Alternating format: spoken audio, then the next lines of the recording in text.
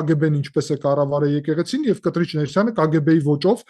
KGB-ի ձևաչափով եւ KGB-ի հետ միասին կառավարում է մեր եկեղեցին, ուստի ես ողջունում եմ բոլորին, ով հիմա հասկանալով, որ նախկինում իրանց համար շատ բարդ է եղել, նույնիսկ եթե ցանկացել է որևէ մեկը Կտրիչ Ներսյանի համակարգի դեմ պայքարել, ինչպես կարգալույծ կաներ եւ վերջ։ Հիմա հասկանալի է, որ բոլորը, ով հիմա հասկանում են, որ հայկական պետությունը այսպիսի որոշում ունի եւ պետք է անցնեն օտար պետության կողմից հայկական պետության կողմ, ես բոլորին ողջունում եմ։ Դա առհասարակ չի նշանակում, որ այդ մարդիկ միանգամից դառնում են ամեն ինչում ճշմարիտ կամ այդ մարդիկ մեղքեր չունեն, կամ այդ մարդիկ անպայման պետք է դառնան մեր եկեղեցու նոր պատկերը, ոչ, սրանով ես պատկերացնում եմ, որ շատերը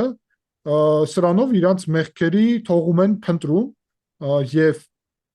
ես ողջունում եմ դա, որովհետեւ դա ավելի ճիշտ որոշում է, ավելի ճիշտ, քան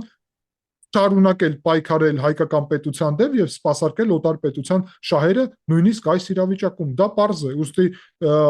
այո, ես շատ եպիսկոպոսների մասին այդ ցուցակում կարող եմ տարբեր կարծիքներ հայտնել, բայց ես դա չեմ անի, որովհետեւ գերագույն նպատակը